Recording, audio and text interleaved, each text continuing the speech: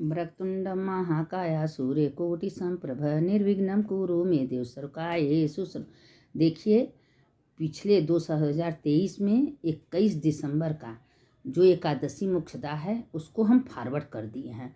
उसको आप लोग सुन लीजिएगा। और देखिए, कल जो एकादशी है, कल ही एकादशी, एक ही एकादशी है ही है। तो कल एकादशी जो है उसको 7 से 9 बजे तक गाय के मूत्र से पारण करना है। नहीं गाय का मूत्र है तो गंगा जल तुलसी से कर लीजिएगा। लेकिन बढ़िया सुंदर एकादशी कल है, कल की, क्योंकि एकादशी में द्वादशी भी आ रही है। और आपको 3-3:30 बजे एकादशी शुरू हो रहा है और 1 बजे ले ख़त्म हो जाएगा। तो इसलिए एक ही एकादशी है। एकादशी जो बढ़िया, अगर थोड़ा सा भी अगर एकादशी है उसमें द्वादशी आ रही है, भगवान के पास से त्रयोदशी आ गया, तो आपको एक ही एकादशी में 1000 एकादशी का महत्व होता है। तो इसलिए इसमें द्वादशी, कोई भी जब भी एकादशी आप लोग करिए उसमें द्वादशी है तो ये एकादशी करना चाहिए। तो कल का एकादशी बढ़िया है, कल एकादशी करिए और 7 से 9 बजे के अंदर गाय के मूत्र से पारण कर लीजिए, नहीं गंगा जल तुलसी से कर लीजिएगा। और क्योंकि एकादशी का तो महिमा बहुत है। अब देखिए कि कोई मंत्र नहीं आवे तो राम रामेति रामेति रमे रामे मनोरमे सहस्त्र नाम तत्तुल्यम राम नाम वरानने, ये मंत्र बोलिए। और हो सके तो कल देखिए गीता जयंती भी है, गीता का कल अध्याय जरूर पढ़ना चाहिए, सुनना चाहिए। चाहे 7वां अध्याय सुनिए गीता का, चाहे 11वां अध्याय सुनिए। एक एकादशी ऐसा व्रत है कि आपके सारे पितर भी तृप्त रहते हैं। एकादशी से पितर के भी मोक्ष हो जाता है। ये मोक्षदा एकादशी नामय है, क्योंकि मोक्षदा में आपका तो मुक्ति होबे करेगा, आपके खानदान में रिश्तेदार परिवार सबको पुण्य मिलेगा। कोई घर में एक भी कोई प्राणी एकादशी का व्रत करते हैं तो उसका फल पूरे परिवार को जाता है। तो इसीलिए कहते हैं कि एकादशी का व्रत बहुत अच्छा होता है, इसको सबको करना चाहिए, दोनों एकादशी करना चाहिए। और देखिए, जो कृष्ण पक्ष में एकादशी का पारण रहता है वही शुक्ल पक्ष में रहता है, क्योंकि एकादशी दोनों में एक ही पारण होता है। जैसे गाय का मूत्र कृष्ण में है तो गाय का मूत्र शुक्ल पक्ष में करना है। अब इसको आप लोग कल एकादशी का व्रत करिए और मंत्र बोलिए, राम रामेति रामेति रमे रामे मनोरमे सहस्रनाम तत्तुल्यम राम नाम वरानने। अब हम द्वादशी का इसी में थोड़ा सा कथा भी भेज दे रहे हैं, क्योंकि एकादशी के बाद द्वादशी का भी कथा सुनना चाहिए कि इससे बहुत बड़ा पुण्य मिलता है। देखिए, एक सास बहू थी, बहू जो है, सास जो है बहुत बहुत दिन से एकादशी का व्रत करती थी और द्वादशी में पारण करती थी। और जब द्वादशी युक्त एकादशी होता था वही व्रत करती थी। और द्वादशी के दिन तुलसी का पूजन करना, तुलसी का कथा सुनना, तुलसी का वृक्ष लगाना, तुलसी का बहुत पूजा करती थी। अब तुलसी मैया का हमेशा वही बैठ के नीचे जप करना। तुलसी जी के लोग कहते हैं ना, तुलसी के पेड़ के नीचे, बेल वृक्ष के नीचे अगर जप करने से 1 लाख जप आपका, अब तो एक माला की आपका 1 लाख जप का महिमा है। तो इसीलिए तुलसी पेड़ के नीचे, बेल वृक्ष के नीचे जप करने का बहुत महिमा है। हम तो एक ही माला करेंगे लेकिन हमको 1 लाख का महत्व है। तो बूढ़ा हमेशा करती थी। तो एक दिन उनके मन में आया कि हम आज द्वादशी है और हम चले जाएं द्वारकाधीश दर्शन करने। तो उसका बेटा बहुत हंस कहा, माँ आपको जाना है तो हम आपका टिकट करवा दे रहे हैं, आप चली जाए। तो उसकी सहेली 2 ठो थी, दोनों मिल के गई। अब गई हमेशा द्वारकाधीश। और एकादशी का दूसरा दिन था और याद करती थी कितना भीड़ है, इतना भीड़ में हम दर्शन कैसे कर पाएंगे। लेकिन मन का भाव भगवान बहुत सुनते हैं। अब शिव पुराण की एक कथा है, हम आप लोगों को तो अब कल उसको भेजेंगे। बहुत सुंदर कथा है कि मन के भाव का भगवान कितना ध्यान देते हैं। आप मन से पूजा कर रही हैं, मन से चढ़ा रही हैं, मन से दर्शन कर रही हैं तो उसका बहुत महिमा है। बूढ़ा बैठ के सोच रही थी कि हम करें तो क्या करें। और उसकी बहू जो है उसको खाने के लिए पूरा तुलसी का लकड़ी, तुलसी का मिट्टी तोड़ तोड़ के उसके डब्बा में भर के दे दी थी, उसको कुछ नहीं दी थी। लेकिन तुलसी माता की कृपा से तुलसी का लकड़ी मेवा में बदल गया, मेवा के लड्डू में बदल गया। सब बहुत तारीफ। अब सोच रही थी कि हम ये लड्डू द्वारकाधीश को कैसे खिलाएंगे।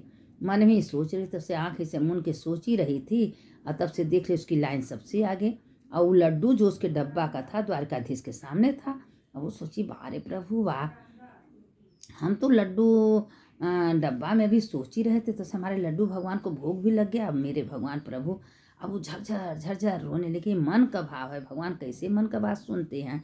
और भगवान द्वारकाधीश भोग लगा लिए, दर्शन पा गई और करके अपने घर आई। तो आपके पंडित जी जब द्वारकाधीश के अंदर गई प्रसाद लेने, तो पंडित जी से कही, पंडित जी हमको थोड़ा सा प्रसाद दीजिए। पंडित थोड़ा प्रसाद दिए। प्रसाद उसी डब्बा में रख दी, जो डब्बा में उसकी बहू तुलसी की लकड़ी दी थी। और जब लेके आई तो उसके पोता पोती दौड़ के आए, दादी लाई है, दादी प्रसाद लाई। देखी तो उसमें सोना चांदी हीरा मोती सबका आँख से कहें, वाह रे द्वारकाधीश वाह, आप अपने भक्त इतना ध्यान देते कि एकादशी का महिमा बहुत है। आप अगर एकादशी का व्रत शुरू से अंतिम तक करेंगी तो आपका कभी भी जीवन व्यर्थ जाने वाला नहीं है। आपको विष्णु लोक तो मिलना ही मिलना है। अब विष्णु भगवान आपको स्वयं सोने के खटोला लेके आएंगे लेने के लिए। तो इसलिए मन से 3 दिन का ये नियम चलता है। अगर हो सके तो 10वीं में 1 टाइम भोजन करिए, शाम को दूध पी लीजिए। एकादशी का व्रत करिए, द्वादशी में भी नियम 3 दिन का करेंगी, पूरे का पूरा एकादशी का पुण्य आपके खाते। क्योंकि 10वीं से ये व्रत शुरू हो जाता है, 10वीं एकादशी द्वादशी। जो नियम करता है, जो नहीं करता है तो बात अलग है, लेकिन नियम का बहुत महिमा है।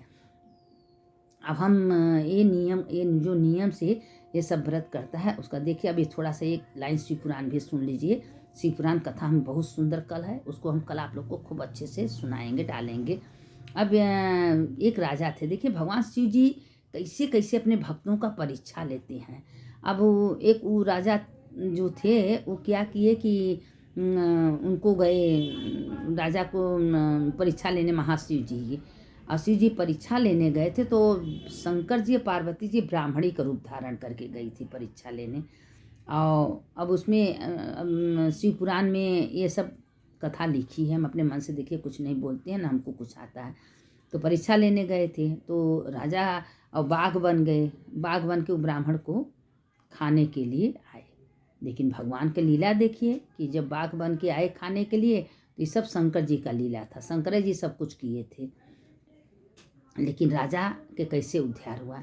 अब इसका उपरांत कथा हम पूरा आप लोग को कल सुनाएंगे। अब एक चीज़ हम डाल दे रहे हैं, देखिए एकादशी के दिन अगर रामायण का थोड़ा सा चौपाई आप लोग कर रही हैं ना, तो वो चौपाई क्या है कि पूरी रामायण का पुण्य आपको मिलेगा।